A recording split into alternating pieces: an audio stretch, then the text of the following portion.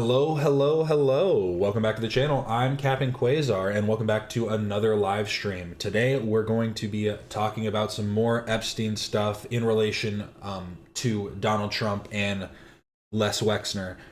A lot more has come out in the recent weeks since I've talked about it, and I've actually got somebody here with me, so if you want to introduce yourself a little bit. Hey, I'm actually a regular viewer. It's Z King here.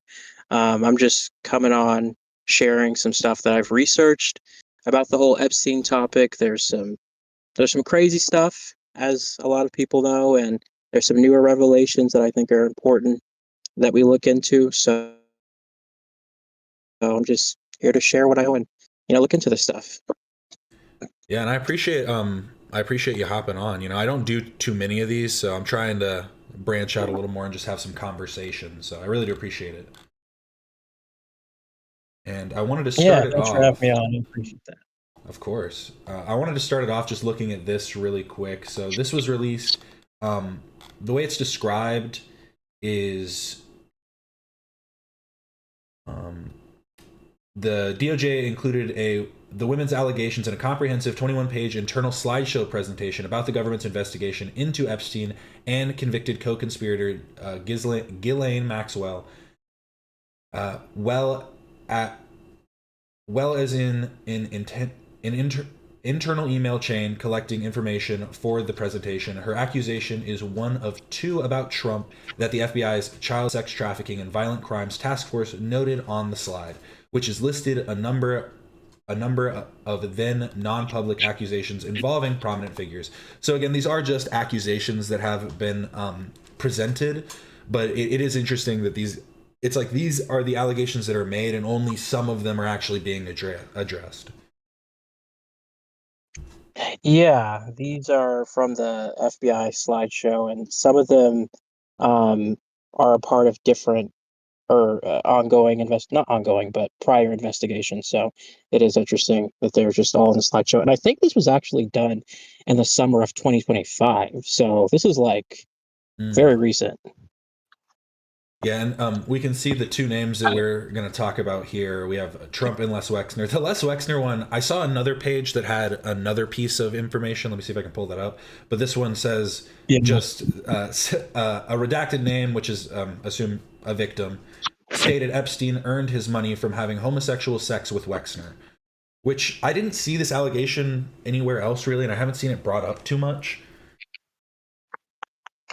Yeah, that's some stuff that I've heard people speculate. I didn't look into that at all, but I did hear like some people speculate that. It's like I don't think that's true. I don't know how to feel about that. I Yeah, don't know. one It's a issue little weird. one issue that I've seen with a lot of like the stuff that's been released, like including the emails, is you'll see like not like a consistency in language, but it's like an inconsistency in purpose, because it's like sometimes you can tell they're being serious, but then other times you can kind of tell that they're just like shit talking people or shit talking each other.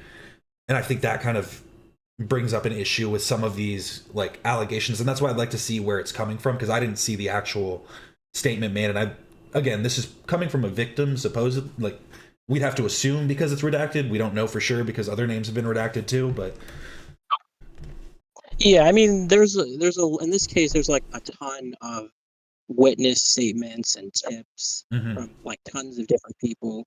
So there's bound to be, and a lot of it, I mean, is either like something that corroborates something in a prior investigation, or it's like just it's just a one-off report that they didn't really follow up on, and we don't really know a lot about. So yeah, you're gonna find some interesting claims. Yeah, and I found the other document here, which has like the same list of state. Please see below for summaries, and it's from. It says to New York FBI, New York FBI.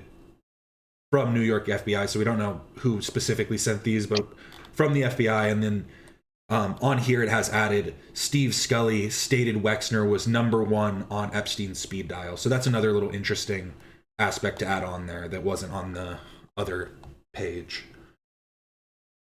Yeah, that's that's something. Yeah, so that was just something I wanted to add on there. But the more the actual accusations here are actually to Trump, which I think are more important. Because, like I said, like Yeah. Prince Andrew, like obviously they're dealing with more of like the fraudulent stuff, but it does seem like they're caring more about the accusations that have been made at the very least. Um, and who knows if it's just to save face or whatever. It's hard to tell. Like at the end of the day, where the actual where their hearts lie or whatever. But it's good to see that some action is actually being taken. Yeah, and I think you just brought up fraud, right? Yeah. It's funny you bring that up because and one of the people that we're going to talk about today that made allegations against Trump, she actually, in one of the interviews, talked about how she overheard Trump and Epstein talking about like money washing at Mm. casinos and using that to blackmail people. And I think that was one of, I haven't read through all the files, obviously, because there's like literally millions of files, but I think that was the first like official claim of blackmail that we know publicly. It obviously wasn't like the intelligence stuff that a lot of people speculate, but before that, we didn't really have like a solid claim of like, yeah, this person is doing blackmail for whatever reason. Like that's one of the first claims that I've seen Yeah, that talks about blackmail. that is interesting. Yeah, and again, it is kind of funny because I think a lot of the time it's like you're expecting things to be a bit more secretive, but then other times it does just kind of get laid out. So I'm sure more will be, and that's kind of what the investigations are for too, because there's obviously like even through Les Wexner, there's no way that Jeffrey Epstein made the amount of money that he did, even though that's supposedly like how he made all of his money. So there's definitely some things that need to be looked into. And that was one thing I saw Les Wexner bring up I in mean, his deposition. Epstein, Epstein was apparently like making some decent money before he met Wexner. Like that's he how Wexner claims he got duped by Epstein because he was well connected with other wealthy people and managed them well. So I guess according to his deposition, he thought that Epstein would be helpful to him. This is just based on what's being reported, obviously, but I think it's just very interesting how Epstein is sort of characterized pretty Yeah. consistently, and Well, it's not exactly. Oh, go ahead. well, I was gonna say yeah, because you see that he's a like painted as both a known crook, like somebody that you like they knew got over on people, but then also like this high Yeah, level businessman that was respected. And it's like how did exactly. I think that plays into the whole like the facade that they also want to put on, because it's like Epstein might have had a facade that he put on to the public, but it's clear that everybody else wants to Yeah, hold it up as well because it hides all of the underhanded stuff that was done. yeah. And the math. Did you hear about the math teaching job stuff? I did not. I'm trying to find this page because I had seen a page of Wexner and Epstein like explaining their whole how they all met, and I thought because I think you are right. I'm trying to figure out what the first who he was managing first, because there was someone or something that he was managing, and then he just like ran into Wexner as the story, which also seems a little bit dubious, which I don't know. But sorry, go on. Oh no, I was actually listening to you. I wasn't really saying anything there, but I mean, just to I guess add to that, like, yeah, we know that Jeffrey Epstein touted himself as someone who, would be very good at managing other people's finances. And allegedly, that's why Wexner signed over power of attorney to this guy because he claims, well, he didn't claim, but it is speculated that he trusted Epstein enough to manage his finances. And Mhm. apparently, I kind of looked into this. Apparently, it's not rare, but it is uncommon for like very wealthy people to sign over power of attorney to help with like stuff related to taxes and their properties because of like the complexities of that, but it's not a common thing, and it's still very strange. Just ba- Yeah. just based on the level of wealth and where he was, and all, like it's still weird, but apparently it does happen, just not very often. So I thought that was interesting. Well, and I think again, it's like it again feeds into what I was saying about the plausible deniability, where it's like he has a level of plausible deniability where it's Yes. like, well, I didn't send him any money; he was sending that money to himself, and it's like, okay, well, that's true, but why did you even give him the power of I think attorney? that ties into the money washing thing that I brought up though, because in that interview where the Trump accuser talked about where she heard them talking about money washing at casinos, that would kind of make sense if this is true because they obviously wanted to like make sure there was not a negative trail Yeah. for their activity. Hmm. So if they were, I think money washing would be like the perfect way to do that. So I mean, that kind of tracks in a way.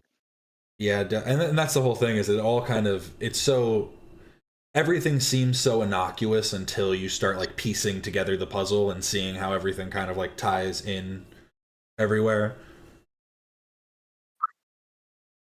But here, Yeah. let's read these two allegations here, and then we can move on to the Do you want to move on to that the Julie K. Brown article? Do you think that's probably the more, or do you think the NPR one's better to hit first? There was actually one more thing that I just wanted to bring up about Mm-hmm. Les Wexner, which is why I wanted to talk to you about him in the first place, because it was literally this started with me having an epiphany of something like this. Mm-hmm. So Les Wexner sort of has a history of being connected to cases where people are being abused long term. Like a really good example is the have you heard about the Ohio State University scandal? I have not. Okay, so this was a situation where in 2018 there were men who came forward and they filed civil lawsuits against Ohio State University claiming that they were sexually abused and Oh, some were I do remember yeah this. Okay, yeah. yeah yeah sexually abused and raped by the sports doctor on Mm-hmm. their team, Dr. Richard Strauss, and there was like at least 177 male students who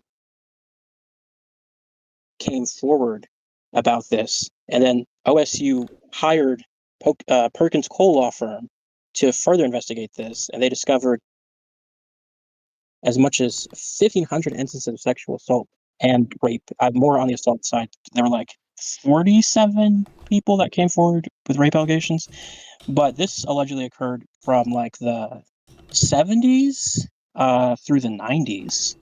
And Les Wexner was one of OSU's largest donors. And Les Wexner also went to OSU before Mm. he graduated. So and he's from Ohio. So he has like deep ties to this place. And also on the building properties, his name is plastered on some of the building properties.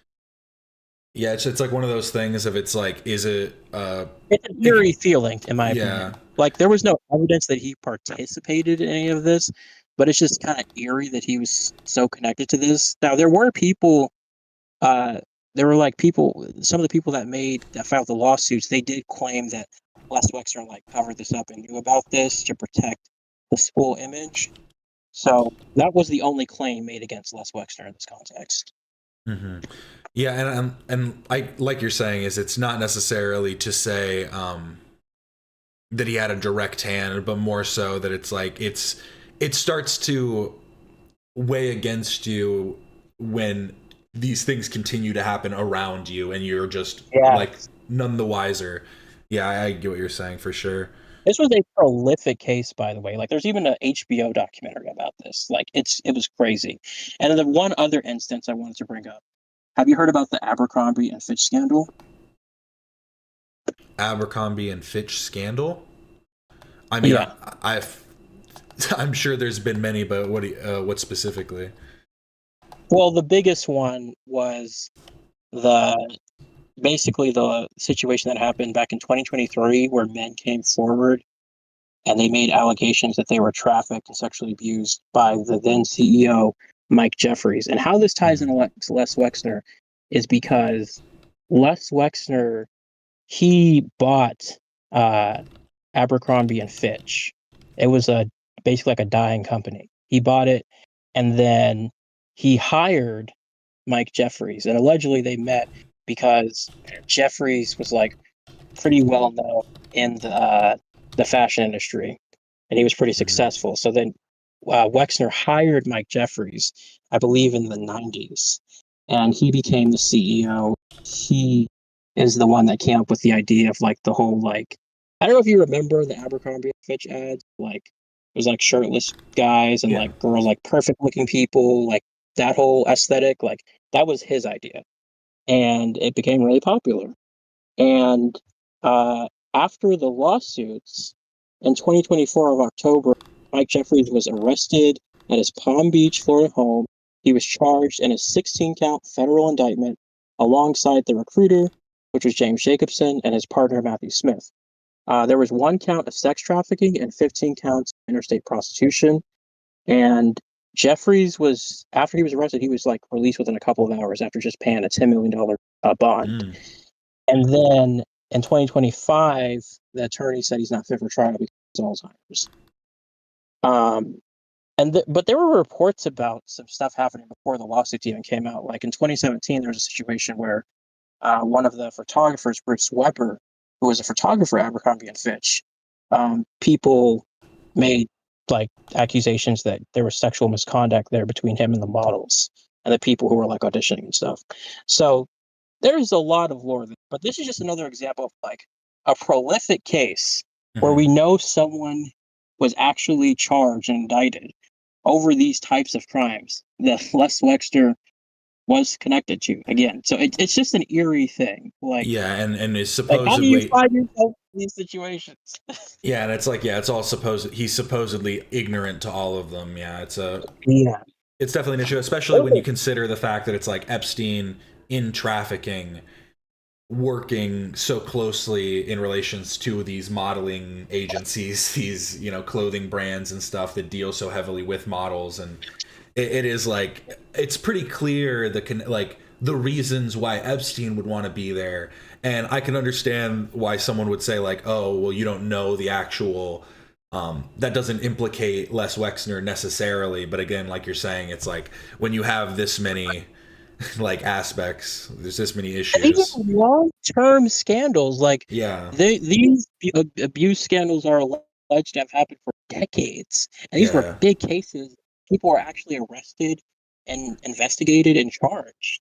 Like these are serious. Now with the Richard Strauss one, it's a little more complicated because initially they actually didn't like do any police reports or like well there were investigations. They kicked him out, but like there was no criminal consequences, which was insane considering the prolific abuse there. But yeah, and speaking of allegations, Les Wexner actually does have allegations.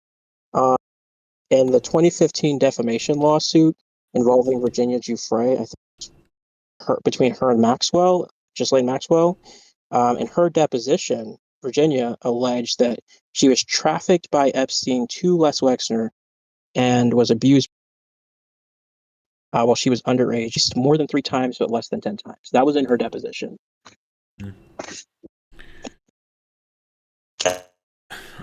I'm, And and she's one of the again, most prominent survivors of this case, Virginia Giuffre. Yeah. yeah, it's so, and I just don't see how. Like, at what point does it need to even be like just a deposition or just a, like I don't know. It's like I feel like these things are at a point where the investigation should be pushed further in some regard. Agreed. And one of the wild things, Les Wexner's deposition, he claimed he never met Virginia Giuffre. And the reason why Mm. she comes up is because she claims that I think she was at one of his parties. It was something about a details, but it was something about being at his property and like Epstein being here and allegedly doing something, or being there and allegedly doing something. Um, but Wexner claimed he never met her or Virginia, and he also said he was never. I think he said he was never contacted by the FBI or DOJ. But based on the 2019 FBI memos that had come out, there are FBI emails where they discuss subpoena options for people in Epstein's network. Um, and apparently, Les Wexner was listed as a potential secondary co-conspirator. So Mhm. there's some stuff that's not really adding up here, as we could see. Yeah, and I don't. Did they say that? Because they claim now, right, that he was under investigation as a co-conspirator, but now they claim that he isn't a co-conspirator. Is like the whole like issue I now, don't right? know the new claim with Wexner after the deposition. I just know that he basically denied a lot of stuff from Mm-hmm. what I did see.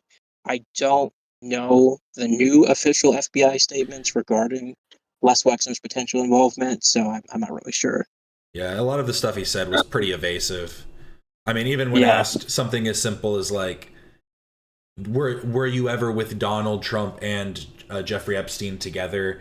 He just left it up to like they might have been. It's a Victoria's Secret event together, and that Well, was. actually, he elaborated. He did say that Epstein and Donald Trump did like frequent the Victoria's Secret fashion Mhm. shows. Yeah, that's what I'm I saying think is, this is his definition, yeah. but the way he outlines it is he's saying basically that he never necessarily saw them interacting, but like the way he's specifically stating it is they had both been at these fashion shows because he remembers Donald Trump introducing himself, but he didn't explicitly say that they were together or interacting. And but Yeah, he did outline that it was weird that Donald Trump was there at all because it's like because he he has had nothing to nothing do to with do with it. fashion. Yeah. Yeah, yeah, I remember that too. Yeah, and so like like I'm saying is I don't necessarily think that he's trying. I think he's trying his best not to lie. He's like trying not to lie, but trying to like not give a whole truth. Yeah, Les Wexner is quite a figure. Mm-hmm. Um, And trying to play like the happy-go-lucky grandpa doesn't really work from the guy who owns Victoria's Secret. You know what I mean? yeah, It's there was like, actually another scandal regarding that. Um, I guess this is the last thing before we get to the Trump stuff. mm, But there was a woman named Alicia Arden, who had filed a police report in May 13th, 1997. She was an actress and model. She was actually in Baywatch. oh, okay. I don't know if she was like extra, like a side character or something, but reporting says that she was in Baywatch.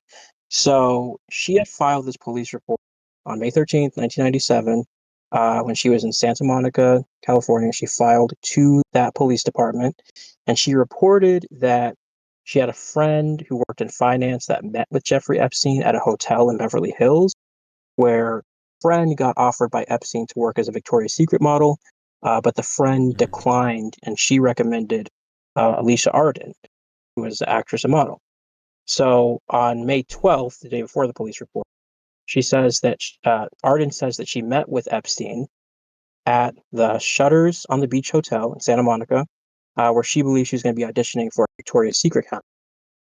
Then she further describes that Epstein introduced himself as a scout for Wexner, and then at that point, she claimed that Epstein became physically aggressive and tried pulling her top off and groped her, but she managed to push him away and leave. And then when she was fired, this was the day before the police report. So she reported this like immediately, like the mm-hmm. next day. So on the initial report, she describes the detectives being dismissive of her, saying that, quote, she intimidates men, and then, quote, she was very pretty, and suggested for her to reconsider filing. So, I mean, off the bat, that's kind of insane That is to even absolutely make some insane. kind of an offense I when hadn't heard someone is that one. filing a police report. Yeah, I mean, this didn't come out until, am I mixing her? I might be mixing her. I was going to say, because there was a 2019 lawsuit, but I might be mixing her. Oh, wait, no, that's about John Cassaplaugh. It's different. We'll get to that later. But Mm. this lady, she filed the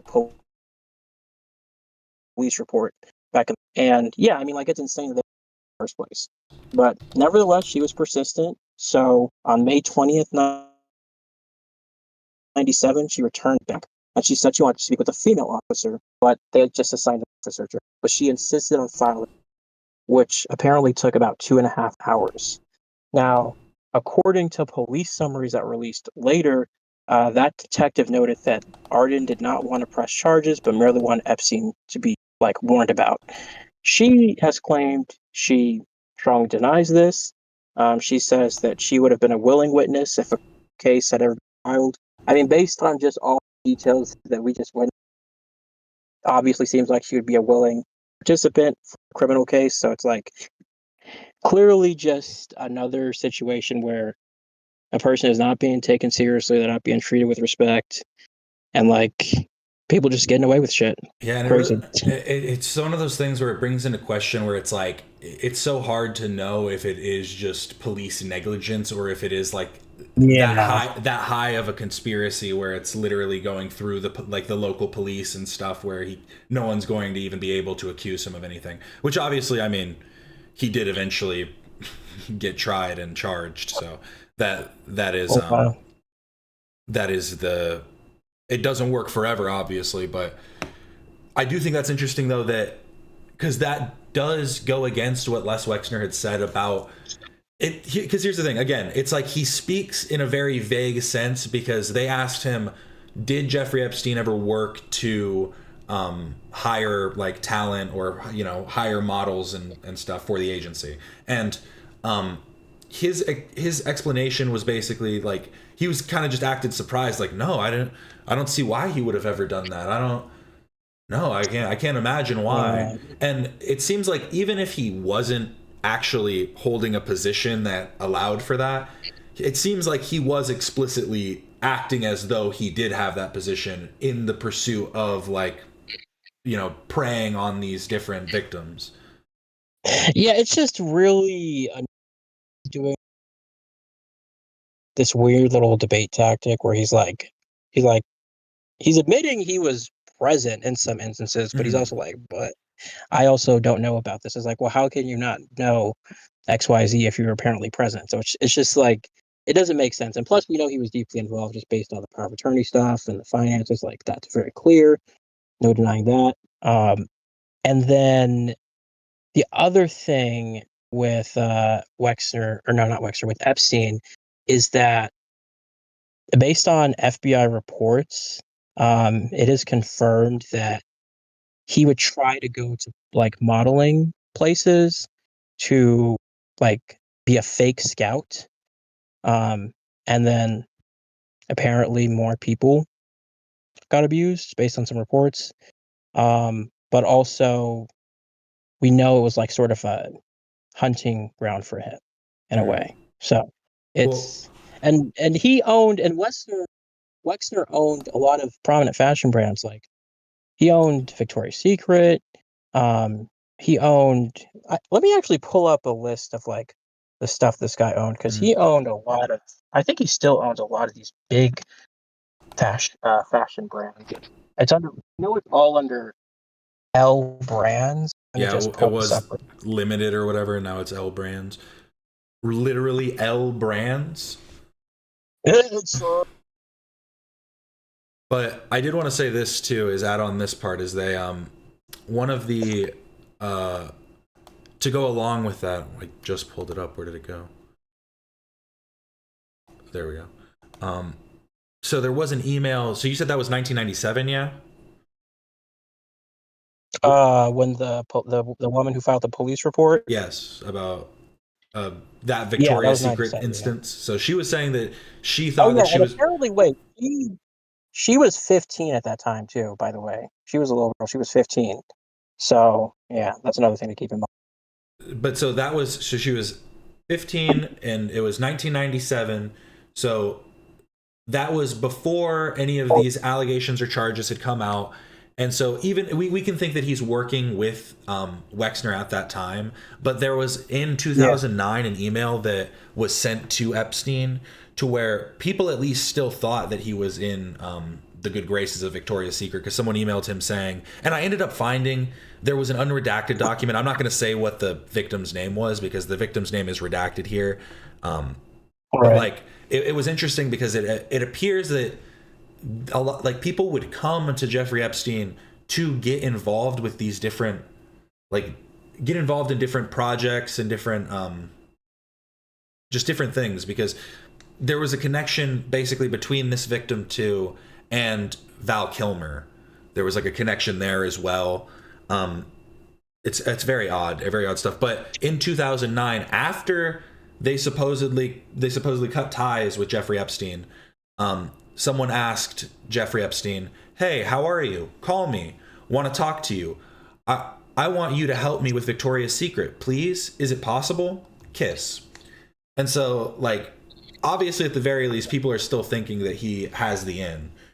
And so I don't know what that means about like his actual ability there, or if he's just using it as a front to victimize more people. But I think it does again. It brings a question up about Wexner and if he is truly just ignorant in everything. Well, I mean, there are reports that certain things were used as fronts to get girls. So, yeah, I mean, it's specifically the modeling stuff. Oh, by the way, I need to correct that lady, Elisa Arden. She was not 15. She was 27 years old. She was 27. Okay. There's a separate case. Yeah, I was wrong. Just to correct our guys, she was not 15. She was 27. Still creepy, but she just Yeah. want to correct the age. Still creepy. There Still a victim. was It's like yeah, there was a girl that was 15. Thinking of hmm. it's a John Casablanca thing.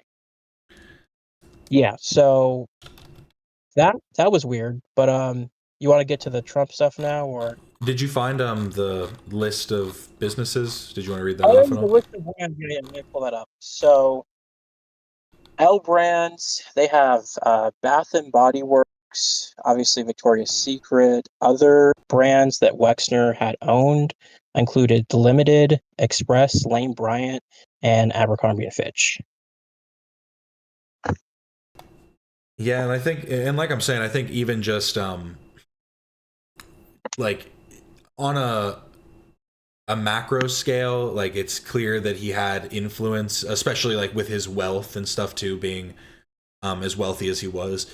But then, like on a micro scale, looking at these individual businesses, it makes it more interesting as well. Yeah, like this guy was damn near in everything, just like with Mm. Epstein. Like he had so much influence in the business world. He was known to be a flipper to like buy up businesses and then spin them to be profitable. Sort of like how apparently Epstein did with people's financial management. So it's like there's a similarity there that's interesting too. Maybe that's why they work so well together in business.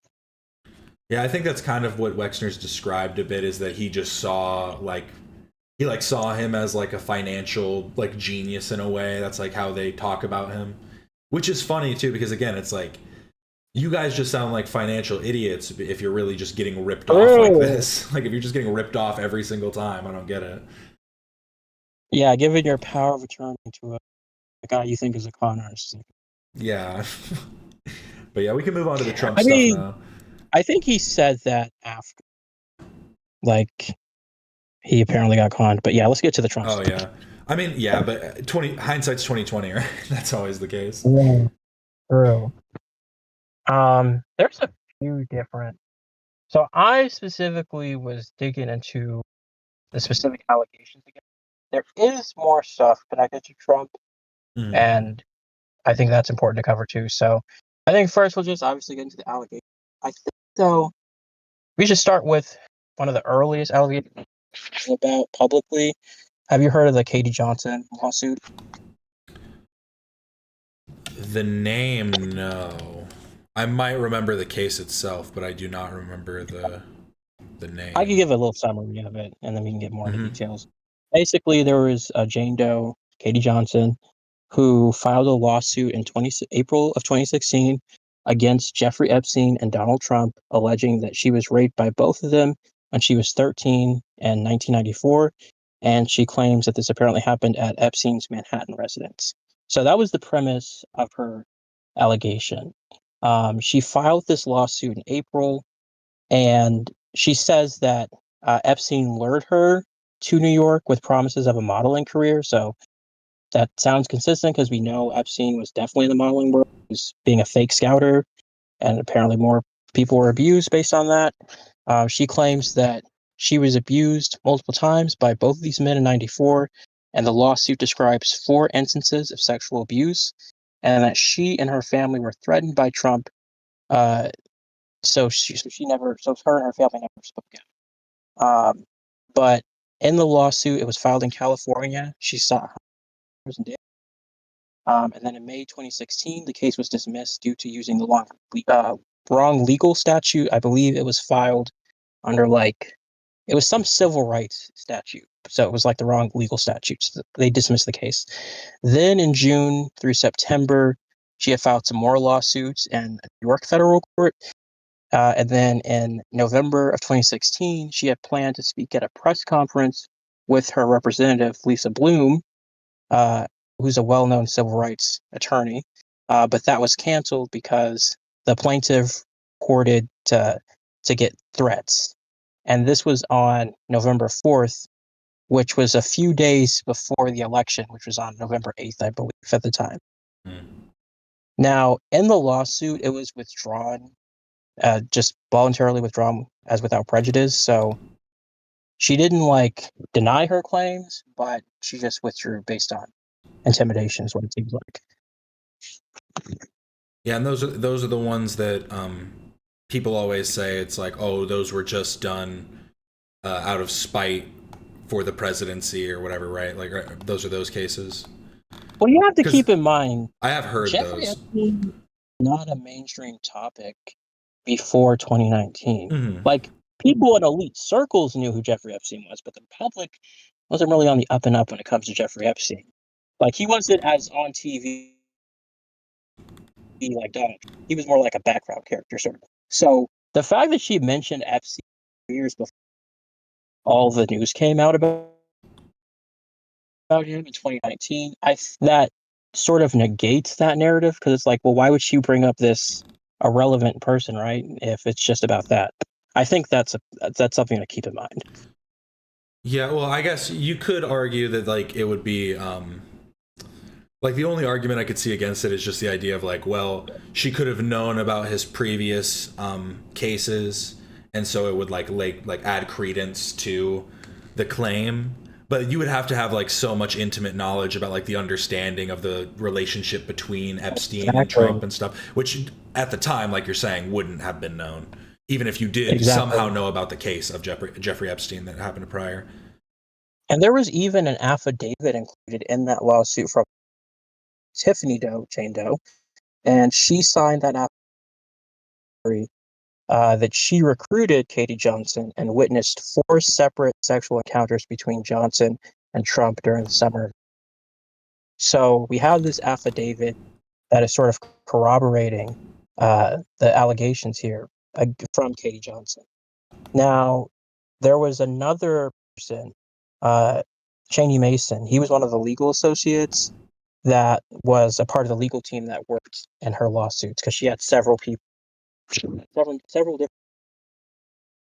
And he said that he and the team met with this woman and did multiple interviews over several days. The suit filed, and the firm sent private investigators to verify her story. They stated there was no doubt in her mind that she told the truth. Now, obviously, her attorney is going to vouch for her, so we can kind of expect that sort of language. But the fact that they were willing to say that before even going with the suit, they did multiple interviews with the private investigator, they put some effort in, right? And then at the time, now this was where it gets a little confusing, because around that time, Michael was Trump's defense attorney. Do you know who Michael Cohen is? Yeah. Okay, yeah. So he was Trump's defense attorney at the time. He actually did an interview with investigative reporter. Her name is Tara Palmieri. Are you familiar with her? No, that name does not ring a bell at all. You should say it again. She, yeah, her name's Tara Palmieri. She's Tara. been covering the Epstein story for like years. She's even interviewed some of the survivors and talked to them. She actually had a podcast with Virginia Giuffre. Mm. So she was like deep in this story and like investigating this, like reporting on the investigations for like years. So she's very much a part of it. And she did an interview with Michael Cohen where he starts out the interview by saying he didn't have any conversation with Trump about Epstein. And then later in the same interview, he confessed to being as a defense attorney in an Oh, allegation against Trump. just Now, where it wait. gets Can you hold it for confusing 1 second? is, Sorry, oh, sure, yeah. they're saying your audio's cutting out. Can you maybe try and just Oh, like sorry, wait, mute is it it? better now? Just talk for a couple seconds. Let me see. I don't know. They're saying it's like every few minutes it's having like a cutout or something. It's like cutting out.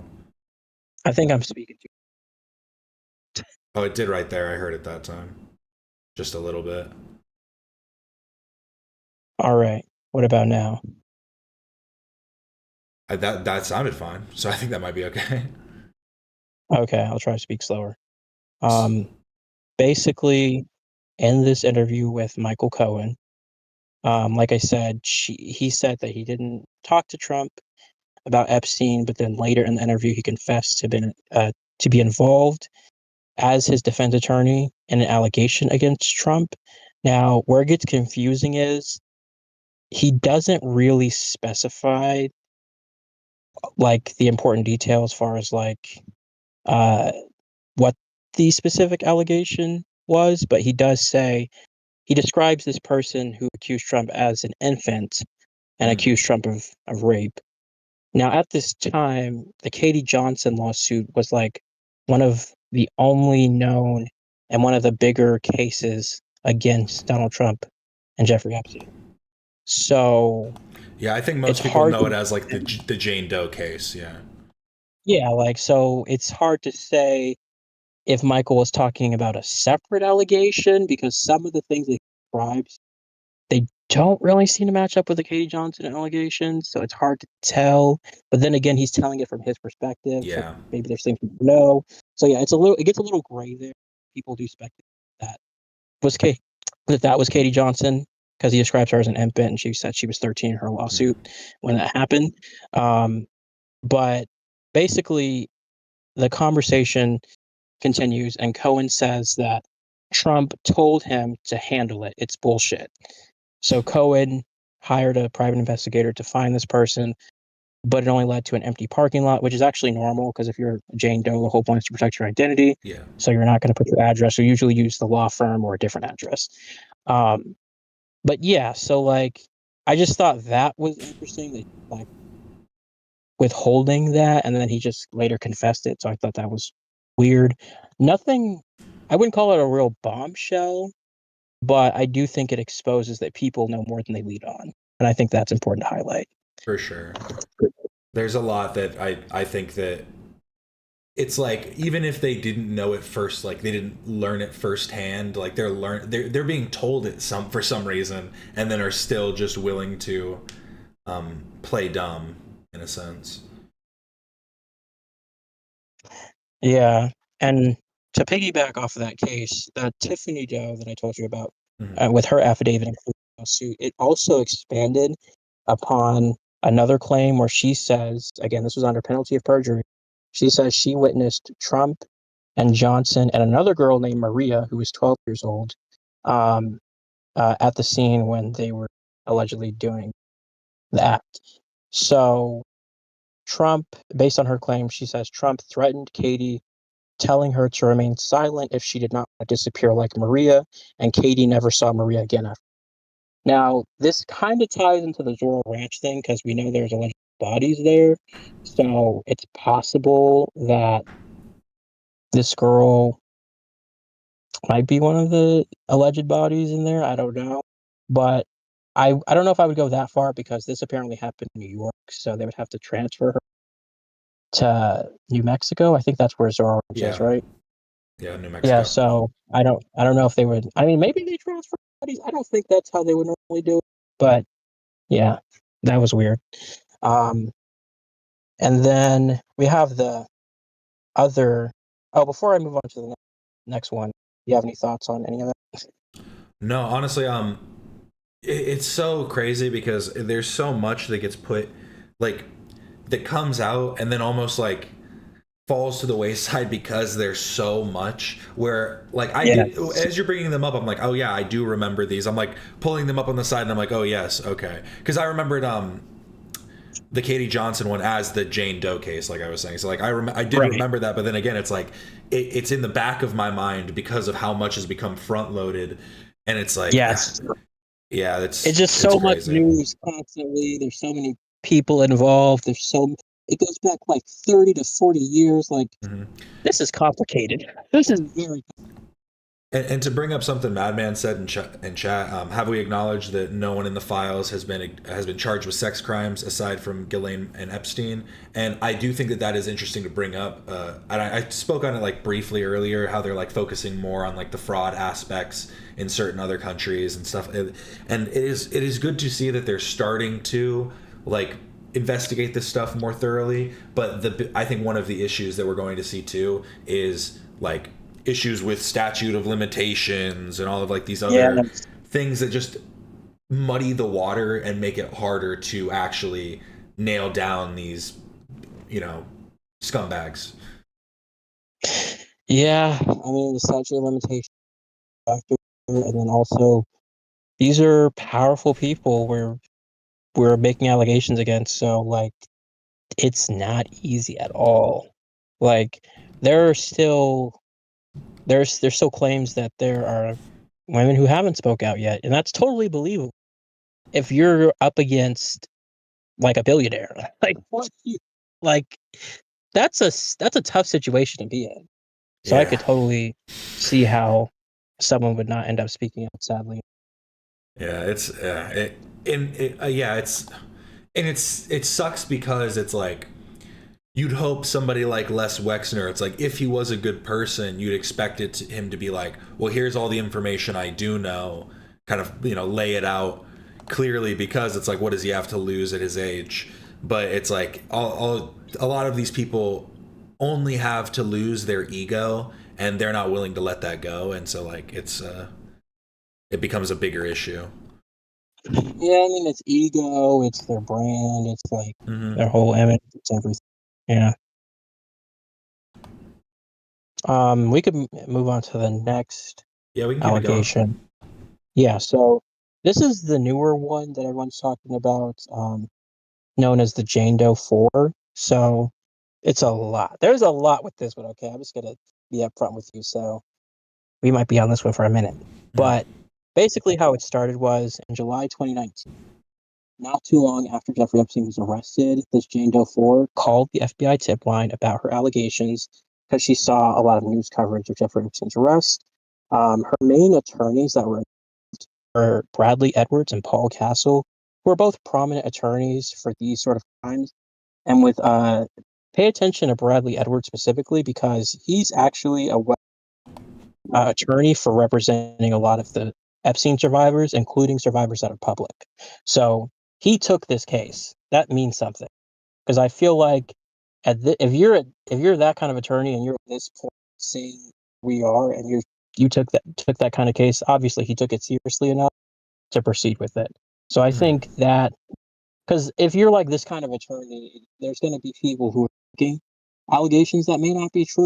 And I feel like you would have an eye for that based on just the nature of the topic here. So I feel like that kind of not fully adds to her, but it that there was something there. This kind of to take her seriously enough to take up a case. I think So I think it's that especially considering what you were saying before about like when going up against like billionaires and going up against these extremely wealthy people, it's like you want more of like a airtight case kind of thing. yeah. And Paul Castle and Edwards, they were in a lawsuit that she did against Epstein's estate. We'll get into later. But basically, for the allegations, this first wasn't even this one. They did interviews with this woman, this Jane Doe. They started 19 first interviews. You're cutting out again. She had this, Oh wait, Sorry. yeah, you're good. Sorry. Can you hear me? Yeah, I can hear you. It's I'm Okay. sorry. I mean, you're good. Let me start over. Okay. So, in July 24th, 2019, the FBI sat down with Jane Doe 4 and they interviewed her. And this first interview, she described how she met Epstein, and she made allegations that he abused her, and that allegedly between 1983. This was actually the only interview by the DOJ in the tranche of files that were released, 3 million. So this is where it gets crazy. This they've interviewed this one, Oh, and it's this is cutting where. out even worse. Wait, what just happened? Is it Oh, wait, what about now? Is it better? wait here, talk again? Test, test. Test. Okay, I think you're fine. Yeah, it's not a connection issue. I don't know what it is. It might be in my audio, sorry, but I'll try to power through this. So yeah, so this first interview. Can you hear me, by the way? I'm Yes, just I can hear you testing. now. Sorry, I can hear you Okay, now. you're good. You're good. So this first interview, this was DOJ and the 3 million tranche of files that were released. Now, keep in mind, I think this was, didn't we get these in February? I We think got these 3 so. million. They've been Yeah. like drip So, feeding them out at this point. yeah, because we know the Epstein File Transparency Act that passed in November 25. The file, so the deadline was in December. Obviously, they didn't meet that deadline. Questionable decision, just say that, regarding the redactions. And there were still more files withheld. Currently, there's 2.5 million files still withheld. Hmm. So we still got a lot that we don't know. But yeah, like this is when million files. Then this is also when the Roger Solomon story comes out because he was the first known reporter to discover that there were 3 missing interviews of this Jane Doe. And in the other 3 interviews, we know the subject has allegations against Donald Trump. So I believe he used the Wayback Machine to find the other documents. It was something like that. He describes in that.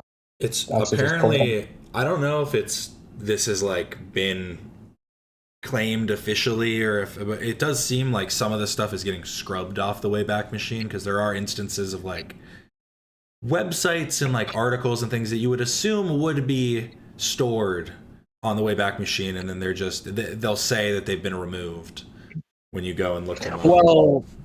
Well, Roger broke the story. NPR actually corrected, so it was confirmed that these files were missing. Okay. Yeah, so it was confirmed. But yeah, he was the first one to discover that there were other interviews that were missing. So he's like, okay, what's happening here? And I think he said he read the serial or something like that, or the serial numbers. The number where the number where it says like on the page IFTA and then it has like the Yeah. page. I think The he used that the to document find out number or about whatever, every yeah. document number. Yeah, so he was able to trace if there were other related pages based on that. That was a part of it. So he broke the story of the missing file about these allegations against. And then March 4th, the House Oversight Committee subpoenaed Pam Bondi. And then yesterday, the DOJ released the missing files. And Mm. obviously, they didn't have a choice there because we knew that they had more files that were held. We knew the subject. We didn't know specifically what was in there. But we knew the subject. And they got subpoenaed. So they didn't really have a choice. They didn't have a testify around this time about this specifically when it comes to the document. So, and I think also she gave a statement. They gave a statement saying that that they withheld the file because they claim because the woman's story appeared multiple times in the files, automated systems and reviewers flagged the references as duplicative, so they withheld the files, which just sounds like complete BS. And even Republicans and Democrats at the hearing were like, "That's stupid. That doesn't make sense." Like, there's a lot of stuff is going to be duplicated. Yeah. That's stupid. That seems. Yeah. That seems like a Like that was very. the reason the DOJ gave. They said, too many papers. What? I mean, literally, I go through them and like 99% of them are just like repeating the same page over and over again. Like, Yeah. there's so many that So are just like repeated emails and stuff, like that are just the different, like, there's no excuse for that. it'll literally be a screenshot of an email, and then the next page will just be like the actual like scripting for the page and like stuff like that. Like, yeah, that's to say it's because of redundancy in some way. Like, for some reason, is kind of ridiculous. Exactly. It was like such a BS response. So I mean the response is already stupid. So they look kind of at fault there just based on that. And then you also factor in the subpoena and the fact that we knew that they were withholding files, so they didn't have they had to release these. But yeah, just to continue with the actual interview. So let me pull this up. Okay, so the second, third interview, those happened those happened in August. So the third happened August 8th, 2019, and then I'm sorry, that was the second. The third happened August 22nd. So And here, I can pull the this first, up so the they can see second that. was the second was August 8th, 2019. The third was August 22nd, 2019. And the article you want to pull up for this is Because I the have this Miami one, Herald. yeah. She covers it. So yeah. Is In it on the the same? Is it on the same document cloud document? Because I I think see they the just first one. Because I see this first yeah, one yeah, from. I think you have to be sub to the Herald. They play the audio though, the audio article. But Sure. it is in there though, if you have the actual got access to the Herald. Yeah, I But just pulled up the one file, the Epstein Jeffrey, uh, the child sex trafficking document from the FBI, and it starts with the accusation of Trump approximately 35 years ago in the state of New Jersey. This person's friend stated that she was approximately 13, 14 at the time. What you were saying, that whole thing. But those are the only instances yeah, of Trump on this one document. So the other, they must be on another page. yeah, they're probably because again, I think you have to be sub to it's Yeah. probably in the article. But they do let you read the audio. They cover the whole article in audio. Mm. But with this, right? So the second interview and third interview happened in August, and this is where the 25 missing pages that included allegations against Donald Trump were. So in that third interview, it was like 3 weeks later. This is where she described receiving threatening phone calls um, that she believed had something to do with Epstein or Trump, and she also had a few incidents where she says she was almost ran off the road by other cars. I Now did this hear is about real. that. I did hear about that. Yeah, Once you this said is that really part. interesting. This is really interesting to me because there's actually a public survivor. Her name is Courtney Wild. She actually described the same experience. She says that she got a lot of threats and she talked about potential surveillance. And she says that there was an incident where she almost got ran off the road. So that matches someone we know is public who's made Yeah, allegations against Jeffrey Epstein. and I just want to kind of go back for a second about what you said about the it was incorrectly marked as duplicative, and I do think that that is just funny. It is funny because it's like even beyond like the fact that they have so many redundant documents within the Epstein release, it kind of shows that this like terrible of an excuse, it kind of almost is like an admission that it was purely because they didn't want more allegations to come out about Trump. Like, Yep, it looks very suspicious. Okay? Looks suspicious as fuck. yeah. Um, And then the last interview took place on October 16th, 2024. And I'm actually going to save that. I'm going to get into the allegations. It also. So basically, she describes, like, I'm going to give you the background here. She says that her mom worked in real estate on Hilton Head Island, Carolina, which is like the super ritzy, like, place in South Carolina with a bunch of like mansions and like really pretty water and stuff. It's a really high class place.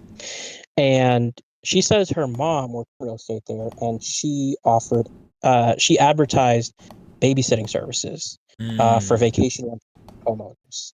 So this Jane Doe 4, she says that between 1983 and 1984, a man contacted her mom requesting a babysitter. So when Jane Doe 4 was 13 years old, she went to the location, which was a rental condo at the Sea Pines area of Hilton Head, and she met this man who introduced himself to her as Jeff. And at this location, she claims that she was like offered alcohol and drugs and like talking to her, like giving her a lot of attention. She describes like it sounds like breaking down her barrier, basically how she describes it. Mm-hmm. And then she says also really she said she realized that there were no children. So it was just her and him in the con Mm. like isolated. That's how she described it. Which I mean does add And up she too, because there's like speculation about Jeffrey Epstein having kids, but he doesn't have any officially, which would also. yeah, I mean well yeah, that's interesting actually. But I mean yeah, there's no kids there. Mm. She says that she was raped by Jeffrey Epstein there. And again, she was 13 years old at this time, she claims. Uh, and then uh, let me just pull up this next part.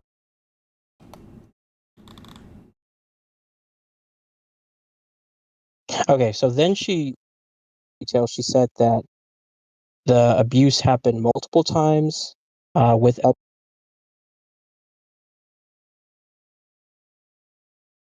Hello, are you there? Oh, go ahead. You know, Yeah, it cut out for like a whole second there. I didn't. I'll I heard Epstein, and then I I'll think start. it cut out. Can you hear me now? I'll start over. Yeah, yeah, yeah. All right. It might So be if the Discord audio filtering is on. It might be that. I don't know if it's that. I have no idea. Yeah, I'm just gonna keep on trucking. yeah.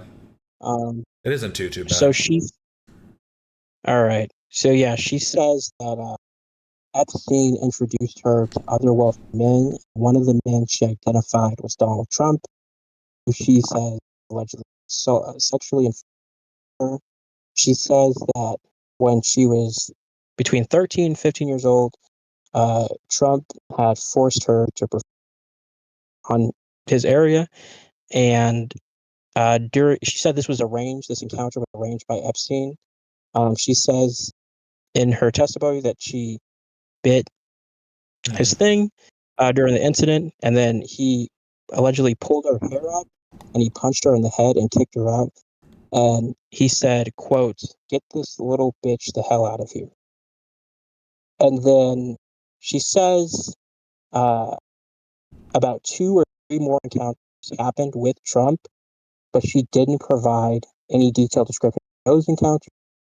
She she said she declined to elaborate further, and she actually said she wanted to move to a different topic in the interview because she said that, quote, this is by the FBI, by the way. The FBI report says, quote, she did not see the point in pursuing it further as she believed nothing would be done since Trump was the president of the United States. Because this was in 2019. Trump was the Mm. president in 2019. So the FBI, they they never declared her allegations false, taken seriously. She was seen as credible. It just sounds like they needed evidence, corroborate some details, Yeah. and also she refused to cooperate because, again, she said she didn't see the point. So the allegations remain unsubstantiated, and this is from Julie K. Brown article. She says DOJ source, the Herald, that, let me actually pull the specific thing they said here just to make sure I'm representing it accurately. Okay, here it is. So she says, DOJ source told the Miami Herald that agents found her to be credible and they would have not interviewed her 4 times they thought she was. So the FBI thought this woman was. And also keep in mind, this woman filed a lawsuit against the Epstein estate, and this was with her Edward lawyer, the Epstein survivors. Let me pull up the lawsuit details real quick.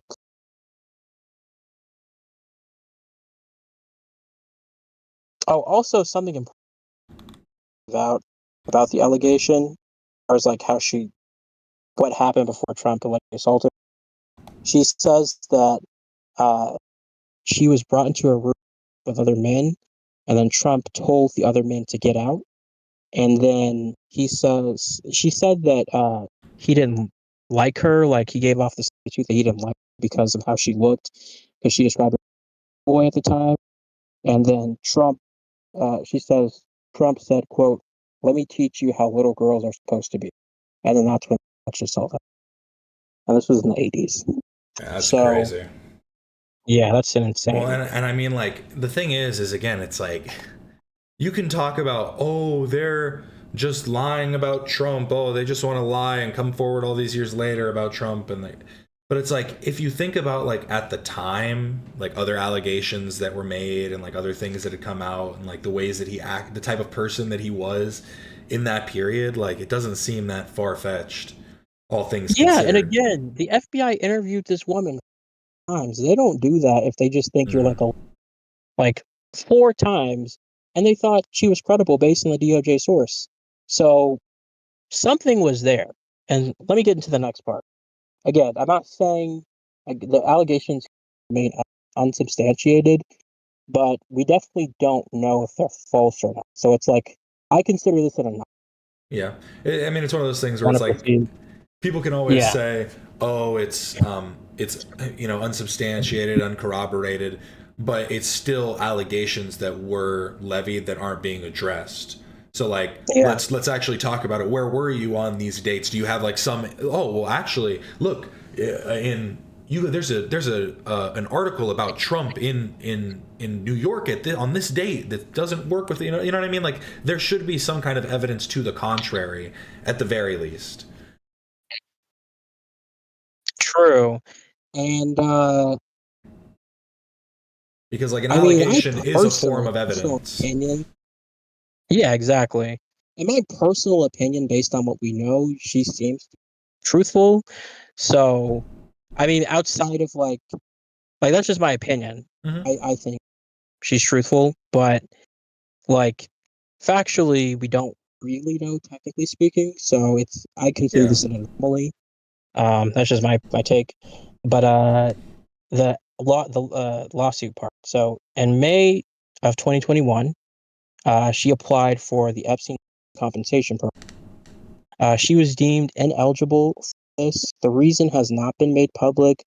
However, this is important context. It is known that there are strict requirements, and with her allegations going periods, which were around the 90s, 2000s for most of these allegations, hers having been in the 80s,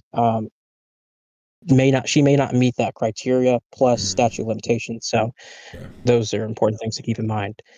And then in December of 2021, she filed a new civil lawsuit against the estate, and then voluntarily,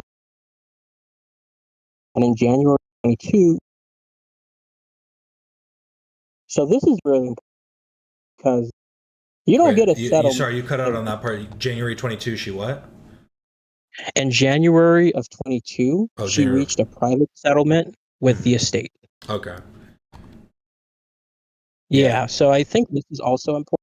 You don't just get a settlement. There's nothing. Mm-hmm. Yeah, it's one of those things where it's like a settlement can be for like multiple reasons, and usually the argument more nuanced. Usually a settlement for the purpose of like avoiding public attention is usually in like an excuse given to like popular individuals, like people that are in the public zeitgeist, you know, um but yeah, like somebody like like you were saying, people like Epstein, Trump to a degree. Like I think that the idea of him being the president, but it's still like I don't know. There is like a nuance there about like the reasons as to why you would take a settlement, given Right. the circumstances of who you're alleging and everything Exactly. involved. I believe she actually said she like literally retaliation because Trump is the president, and we all know how Trump is. He doesn't play nice, so it's not Yeah. surprising at all. Something else really important too in the lawsuit against the estate, she included an allegation, of abuse, but it wasn't against Epstein. It was against an unknown person. Now, this allegation, the details match almost verbatim with the allegation she made against Tom. Literally, the only difference is the perpetrator, and the allegation is the same. But the actual allegation, like, almost matches the allegation she made. And I think if it was him, it could have been like a legal strategy. I'm not really sure, but but yeah, I thought that was interesting that she won the settlement with that allegation. The description of the perpetrator in that lawsuit, by the way, she it's described as a prominent, wealthy man from New York. Obviously, that can fit a lot of different profiles. Mm-hmm. That obviously fits Donald Trump's profile, but she did not name Trump in that lawsuit or in that allegation she included in that lawsuit. But the actual allegation does match, like, almost identical to the allegation she made against Donald Trump. That's actually shown in that FBI slideshow. So, yeah, I thought that was crazy too, because that could mean something. I don't know. Yeah, I think that, like I said, that I think that when it comes to specifically Les Wexner and Trump, it's to me, again, this is all speculation. I do not know the facts, but to me, it seems as though they took they put a lot of effort into trying to create like a sense of plausible deniability, considering all of like the places they were, the things that they did, the money that they spend, the all of it is very it like again, and it's like when you're running in these circles with these types of people, it becomes less of like oh, he's just watching out for himself, and more of like, oh, why is he watching out for himself? I think it becomes more of a question. Yeah, I mean, if we're just looking at they fit the profile Mm-hmm. of the type of things that are being alleged of someone who do that, just based on like, for instance, with Donald Trump, we know for a fact he was found civilly liable for sexual abuse in Mm-hmm. court against E. Jean Carroll. And then there's also tons of And again, the only side. reason that he was civilly liable was literally just because of the statute of limitations, so he could not be tried Yep. criminally. So it's Yep. like, Yeah. And also, we know outside of the files, all oh, of them have you like. you cut out like fully right there. Outside of the Oh Epstein wait, files, sorry. yeah, you're good. Can you No, you just cut out when you hear me said, "Can now? you hear me?" The Okay. What general about now? What about now? now is a go. All right, perfect.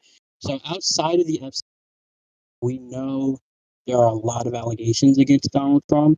Mm-hmm. So again, he does, and also him talks about women. The things he says about his own daughter, Ivanka Trump, like, he Mm-hmm. fits the profile of someone that we're speculating about when it comes to these kind of crimes. Again, there's no like hard evidence yet that's been revealed, but he definitely fits the profile. If it came out that something like we know for a fact XYZ happened, like, I would not be surprised. And I Like, I'm gonna mean, keep it 100. we're still waiting on what 2.5 million documents you said. Yeah, 2.5 million documents still haven't been released after the Epstein Files Transparency Act. And now I believe Ro Khanna and Massey are working on I think it's called the Virginia, about Virginia G. Frey. I think it's like Virginia's law or something like that, but they're trying to pass it, get the rest of the files. So it might take two laws for them to release all the files. Like, it's crazy. It's crazy. Yeah, and like considering that it's like, again, it's because what is that? That would be almost like a third of the entire. Because what was it, like 8 million was like the number that they said, like the total. Well, I believe 6 was the alleged number. 6. It was And 6. yeah, 6 million. They released 3.5 So million, I so think, or that's maybe still 4 almost million. half. I was gonna say a Yeah, third, but that's almost half. practically half. Yes, Yeah. practically half of the files are still not released. And apparently, I think that's where more of the damning evidence is, like allegedly videos, allegedly photos, victims, stuff like that. For sure. Yeah, it's some crazy freaking stuff. But yeah, like, oh, I think we finished that Jane Doe 4. But yeah, basically that was crazy because she basically is like, look, I don't see this going anywhere, unfortunately. Yeah. And that's really sad because if her story is true, like, that's terrible. And That's terrible. I think it's probably the case with a lot of these victims that they see, like, it's, you have a state, like, you're already in this state of like shame and like fear and like stuff like that, and then to see Yep. somebody like your abuser become, or literally your abuser become the president, like I can Yes. understand the defeatist like mentality that would come from that for sure. And it's Yeah, like sad. I agree. I could understand the thought process because not only is this guy a billionaire, not only is he the president, Trump is vindictive. Mm-hmm. This motherfucker is vindictive. So like, you are up against a demon. Okay, it's sad. Yeah, and I mean, all we can hope is like I was saying is that the, even if it is just true, like through the fraud aspect, if that's like what pushes it through, then like I'm hoping that it coming from other countries will start like pressuring the United States a bit more. But given all of the stuff in geopolitics that's happening now too, it's like it seems like they're really trying to sweep it under the rug in some way, and people are trying their Oh, damnedest to keep it 100%. afloat. It's funny because now I see like public is more comfortably going like, let's move on from the Epstein files. Yeah. Now they're moving the tide now. They're moving. So like, let's talk about something else, guys. Okay, Trump is exonerated. So exonerated. He's so exonerated. He has to where a person felt intimidated to continue with their case. That's how exonerated. So exonerated. Just remember that. Yeah. Well, was there anything else that we wanted to talk about? I feel like we got Yes. through. Yeah. You still got some more? Yeah. Yeah. It's connected to Trump pretty deeply. So I want to talk to you about John Casablanca and Mm. Ivanka Trump. Do you know I who don't. John Casablanca is? I don't know about that at all. No. So John Casablanca, he was a guy ran a modeling agency called Elite Model Management, and he would find girls for his agency to get them in like modeling events and modeling and different like contests and pageants and stuff like that. Yeah. So in the early 90s, before Trump had Miss Teen USA, he was involved in Elite Model Management, which was owned by or founded by John Casablanca. And John Casablanca and Donald Trump were friends back then. I don't know if they're friends now. Um, John Casablanca was also friends with Jeffrey Epstein, and there was actually a lawsuit filed in 2019 by a Jane Doe that alleged that John Casablanca sent this is the 15-year-old sent this then 15-year-old mom to a photographer because she believed it was going to be a casting call. And this was at a private residence on the Upper East Side, and that photographer was Jeffrey Epstein. The lawsuit claims that Epstein ordered to undress, took photographs of her, and then sexually assaulted her. the case was seemingly established as like a direct pipeline where elite model management would be accused of funneling young girls directly to Epstein under the guise of. Now, keep in mind, these girls were actually teenagers. It was like it ranged from 18 to like 18, the type of girls they would go after. So there was that lawsuit that was filed, and then John Casablanca and Donald Trump, they actually struck a business deal in 1991 where they collaborated for a project called Look of the Year, which was a modeling contest for teen contestants, teen girls, and elite model management recruited and scouted these girls. Again, they were between 14 and 18 years old on average. And they would get basically funneled to participate in Look of the Year, but also Miss Teen USA, which was a later thing. So Miss Teen USA was owned by Donald Trump. It's where he would have pageants of teen girls. And Donald Trump was one of the 10 official judges in the contest at Look of the Year, which was the collaboration between him and John Casablanca. So essentially how it would function is elite management would scout the girls, and then they would try to get them either to do Look of the Year or participate in Miss Teen USA for pageants. And Ivanka Trump got signed on to elite model management in 1996 when she was.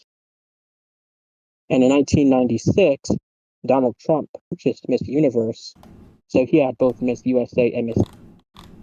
And Trump spoke, I think you know about this, he spoke on Howard Stern in 2005 about him being able to walk backstage to quote unquote inspect before a show because he owns it and he was alive. He says, you see he says, it's incredible. And then years later, several women came out saying that Donald Trump would walk into the changing rooms at Miss Teen USA inspect. So in the Howard Stern, he didn't say it could have been Miss USA, but I mean, I don't think I've heard anything from say that he. So, and I mean, regardless, I think that it's like it's bad either way. It's bad, because I mean, the way he's describing it is explicitly because he's like going there to like enjoy the view type of thing, and like so I don't think it makes it. It might make it better, I guess, in some way, but it's not like good, definitely. And I'm looking up. I was just looking up in the Epstein files, just looking up the name John Casablancas, and I'm seeing like some connections. I'm just seeing this. The first thing I saw was a due diligence report that's talking about Jean-Luc Brunel. Yeah, Jean-Luc He's Brunel. Like PDF. Yeah, talking about him in relation to John Casablancas, though, and I just thought this line was kind of interesting. Where was it? It said, "Yeah, Jean. I'm pretty sure Jean, like actually got like convicted or something. Like he had. There was real evidence, a lot of real." But I just thought this line right here was kind of funny. It should be noted that aside from being a professional rival, Casablancas, the founder of the agency Elite, was eventually drubbed out of the industry for his own modelizing. How pervy do you have to be for John Casablancas to call you a perv? True. And I think that was him talking about Jean-Luc Brunel, which, I mean, it's the pot calling the kettle black at some point, I suppose. All right. Yeah, it's like when Trump got interviewed about Epstein. He's like, that creep. He's like, yeah, he's a creep too. He's a creep. He's not the only one. But another important thing when it comes to this situation is in the case, United States versus Maxwell, which was basically the bombshell stuff about Maxwell, how we found out she was participating with Epstein and recruiting and all of that.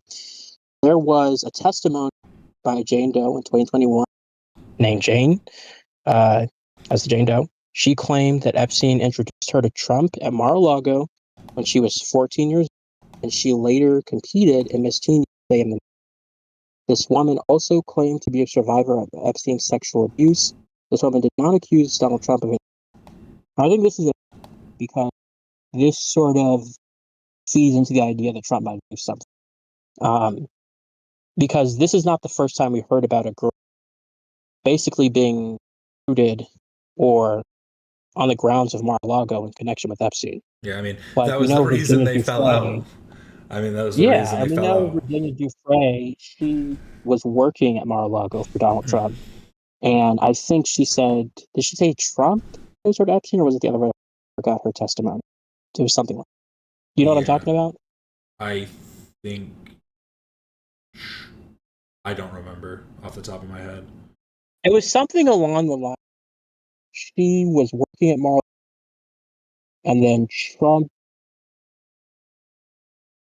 I don't fuck. I don't want to fuck it up. Yeah. I do know there's a picture where I think the girl. It looks like it could be Virginia, but it's Donald Trump holding a big check. Have you seen that picture? And it has the girl. I have not. You know what I'm talking about? No, here, I'll look that Basically, up. there's a picture of Donald Trump and I think Jeffrey Epstein holding a big check, and it's like a girl in the middle, and people like it's like giving off a vibe.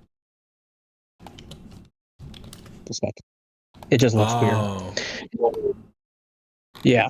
Yeah, I've never seen But this. oh, you see it now? Or is this? I see one here. I don't see Trump in this photo, though. This is just a different photo, maybe. Oh, yeah, okay, no, it is saying sold Trump a woman here, okay. Yeah, photo of novelty check suggests Epstein sold Trump a woman. Pay to, yeah, Jeffrey Epstein, $22,500. And then, yeah, Donald Trump. Oh, it's just signed by Donald Trump, okay. Yeah, so that was a weird picture for sure. That is But odd. I mean, like, and we know Epstein would go to these modeling events. It hasn't been confirmed, but it is alleged that Epstein went to, I think, pageants in the Virgin Islands. And then also apparently Miss Teen USA, but I haven't seen anything confirming that. But I have heard that that's something that somebody reported.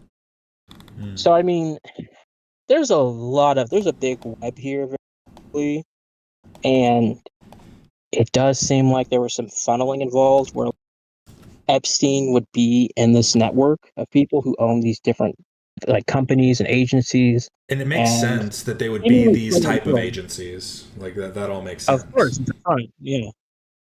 Like this even lines up sort of the Abercrombie Fitch thing with the menu allegations against Jeffrey. It's all tied to fashion, like the modeling, the fashion. Like it's all there's a lot of similar patterns. It's like all connected. Opinion. Yeah, and I didn't know about this the elite models. I think that adds like a new interesting aspect because like I was saying, I think that it when I learned about all the Victoria's Secret stuff, it all just like that all kind of clicked a bit because it was like that makes sense that somebody that's trying to traffic, women and children would be like interested in these different industries to like kind of scout. That was what he was doing just for a nefarious purpose. And we know Jeffrey Epstein was a fake scout, and he would do it under the guise of being associated with Les Wexner or Victoria or some type of brand. And I even heard like reports saying like he would brag about his connections to different people. I think someone said that he used Rihanna as like a brag to get girls' attention and stuff. And then like also one of at the Survivors press conference, I think I don't remember if it was the first or the second. And I remember one of the public survivors, when she spoke out, she said that Epstein would brag about his friends. One of the friends that he most Trump. That's what the public survivor said at one of the Epstein press conferences.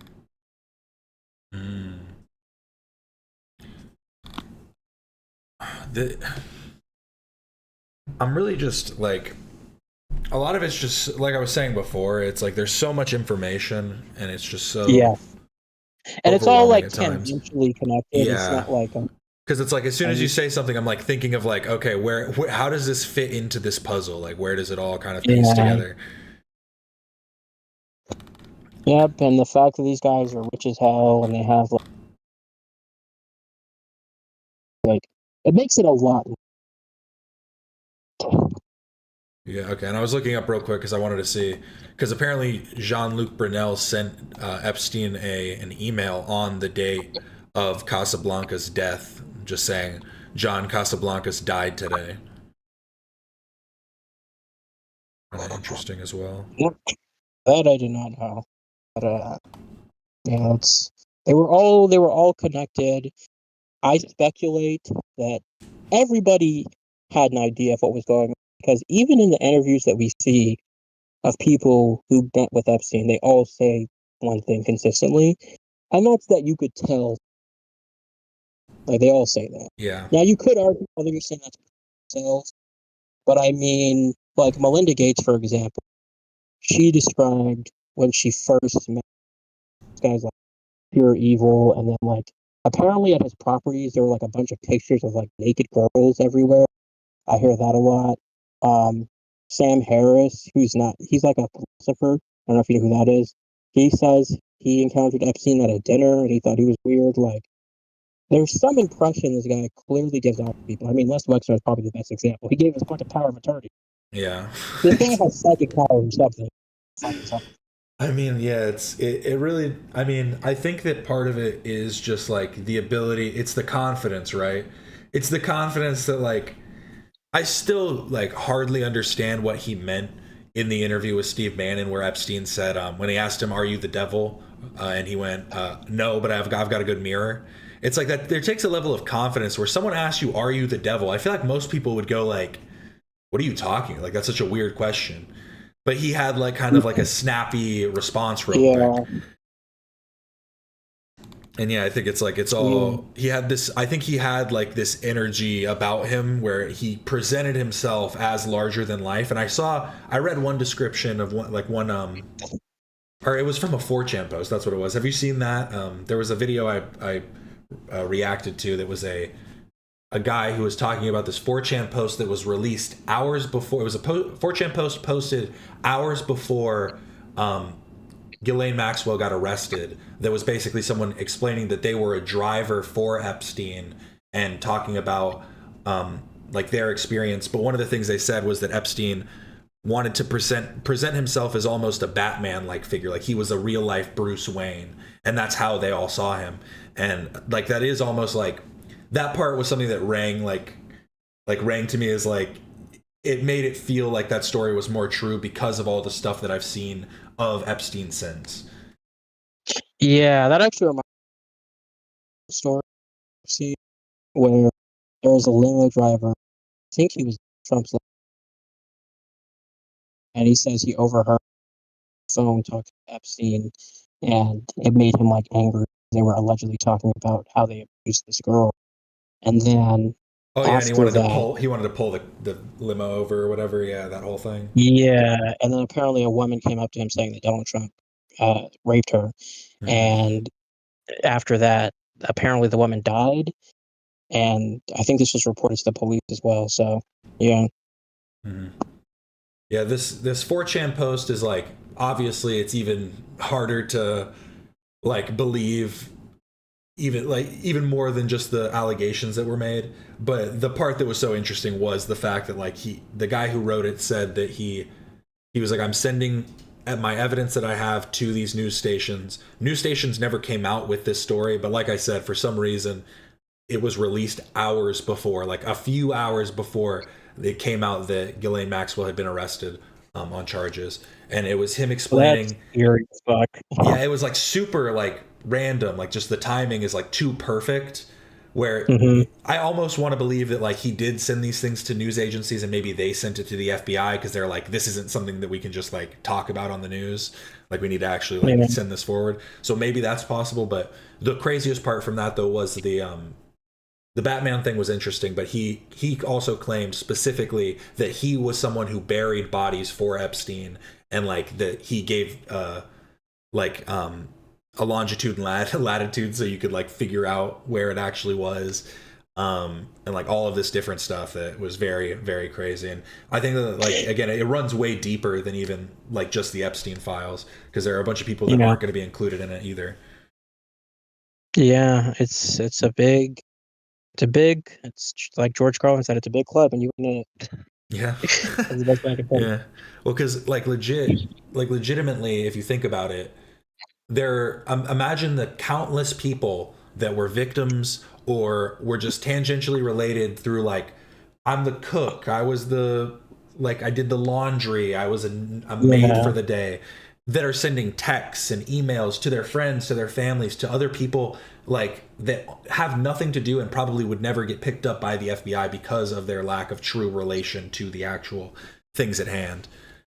It is Yeah, I like, mean, I think the part that's really messed up about this, like, obviously, we can speculate why DOJ is behaving like it is. I have my own theories. You have theories. But, like, what they should have done, the objective was just to release the perpetrators, invest them, and investigate them, follow through on stuff, not just ignore. mhm. Like, not everything needs to be investigated. There are some witnesses that don't either fit or they just don't make sense. But, like, the problem is a lot of stuff. So it leaves this weird gray area, and Mhm. people are only going to speculate further because of how the DOJ is behaving, and it's no one's fault but their own. And there's a pretty there's a couple of reasons why this may be. Yeah, and I think and again, it's interesting, the like level of, like, it all, I don't know if that's necessarily like a sensibility of people that we want stuff to appear more like secretive and like be more, because there are also instances of it being like really out in the open. Like, I forgot I was going to Yeah, pull this up. This was something that was an email from Jeffrey Epstein to somebody. So it was in reply to this email: Dear Jeffrey, how was your day? I was running casting all the day. Ha- um, I was running casting all the day. Have just got home. I love being busy. Had a casting on request for Victoria's Secret, and they made me try. Sorry, these people type like idiots. And they I know. made and they made me try some lingerie and took a photo. Maybe it will work. Crossing fingers. I have a new blank girlfriend. She works in finance. I have a new redacted girlfriend. She works in finance, but she is very pretty and interesting. We went to redacted art event yesterday. It is was worth is so it was worth is just to see redacted and redacted. No other news. Miss you. Kisses. And then Jeffrey just replied going, "Is she cute? How cute?" Like, it's just like sometimes they want to be like a little bit more like, oh, a little bit more coy about their conversations, but then sometimes they'll just be Other like, times, oh, it is great. send me pics. Yeah, true. It's really weird. Yeah, the weird double standard they set. But one last thing I want to talk about is just I'm just gonna name people in Trump's cabinet right now. Well, some are soon to be done. Yeah, some are already taking a spill. Yeah, but basically these are people in the files. Kevin Warsh, he's in the Epstein file. He's going to be the new Fed chairman. Howard Mm. Lutnick, he's in the files. Island, he just testified. Elon Musk, he wanted to go to the island. He was too much of a to Epstein, I guess, to not go to the island. He was, by the way, for people who don't know, if y'all forgot, he was working in the government for like and he was Trump's biggest campaign donor. Let's not forget about Doge. True, the big Doge. That was a failure. That was a massive failure. And then Alex Acosta, infamous sweetheart guy. He was also by the way, after the 2008 sweet deal, Trump picked him to be the Secretary of Labor in his first term. So that's important. Uh, Peter Thiel, also a big donor to the Trump administration. He also has government contracts and contracts with DHS for Palantir. Also, the He's in the files. Antichrist. True, Antichrist. Steve Bannon. We know Steve Bannon is deeply connected to Jeffrey Epstein. You've seen the emails, the interview. There's a lot there with him. For he was actually in Trump's first term as the former White House chief strategist and senior counselor to the president. And then Melania Trump, she's the Epstein files. She also has connections to John Casablanca. He actually apparently like skyrocketed her, doing some pretty famous shoots of her back in the day. So yeah, a lot of people in Trump's administration were pretty deep in these files.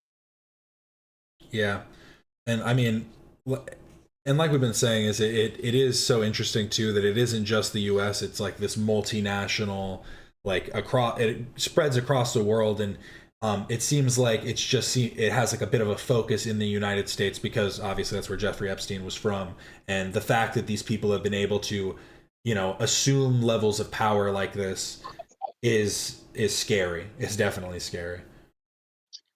Yeah, it's terrifying. I just hope going forward we see actual justice. My Hmm. personal opinion, I'm skeptical of that. I'm just going to keep it 100, Yeah. but I hope we get real justice. All I can hope is And I that know the truth. through other countries, that's really all you can hope is that Yeah, through other countries we can be pressured into actually trying stuff in the U.S. yeah. Well, that's my 2 cents on everything. I know we talked about it. So, any Yeah, final thoughts? I don't think so. I think that's all I basically wanted to cover today too. I didn't have too much. Thank you for hopping on with me and doing this. Yeah, I hope maybe I can come back on in the future. Yeah, We could for sure. have more Well, conversations like this. That'd be cool. yeah, for sure. I do appreciate everybody for watching. Remember to like and subscribe if you haven't already. We're going to do more streams all the time. We are going to end it here. Definitely keep your eyes on the Epstein files and any news that comes out about it. Don't get bogged down by all of the different news that comes out. Try and keep up to date where you can. But yes, this is Captain Quasar signing off.